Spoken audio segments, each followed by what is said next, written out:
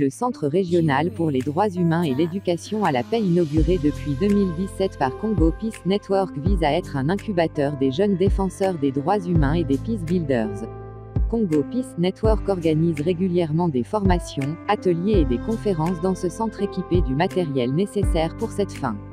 Dans ce centre pour les droits de l'homme et d'éducation à la paix, sont organisés des débats citoyens sur diverses questions d'actualité et des formations gratuites sur différentes thématiques notamment 1. Les droits humains et leurs mécanismes de protection.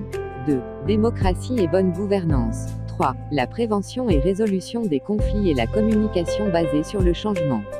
4. Paix et non-violence active.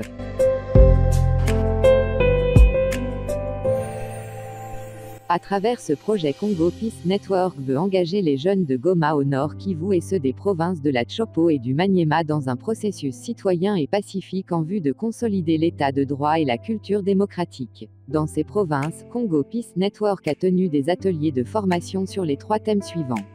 1. Démocratie et la prévention des conflits pendant le processus électoral en République démocratique du Congo. 2. Les techniques de monitoring, de plaidoyer et sur les modes de gestion et résolution de conflits. 3. L'impact de l'organisation des élections locales et urbaines dans la consolidation de la démocratie et de l'état de droit en République démocratique du Congo.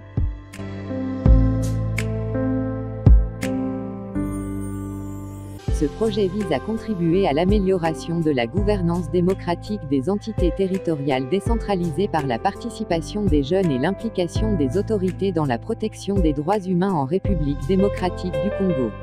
Dans le cadre de ce projet, Congo Peace Network a réuni à Goma du 15 au 17 mars les jeunes venus de la Tshopo, du Maniema et ceux du Nord Kivu pour discuter autour du thème « Élaboration d'une stratégie efficace de plaidoyer pour l'organisation des élections locales ». À la fin de cette formation, les participants ont mis en place une stratégie efficace de plaidoyer auprès des institutions et autorités gouvernementales, mécanisme par excellence d'exiger la tenue des élections locales, municipales et urbaines au sein des ETD d'une part, et de l'autre ont partagé leurs expériences selon les provinces sur le processus de décentralisation, la gestion actuelle des ETD et la participation citoyenne des jeunes dans la gouvernance de leurs ETD respectives.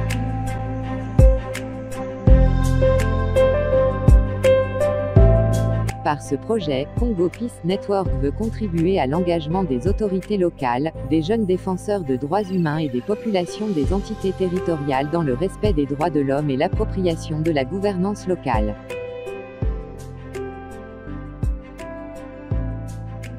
Du jeudi 23 janvier au samedi 25 janvier 2020, les bénéficiaires des formations gratuites en anglais et en espagnol sont passés devant un jury pour défendre leurs travaux couronnant la fin de leur formation en langue étrangère sur une note de grande satisfaction. Des brevets de certification leur ont été remis à l'occasion.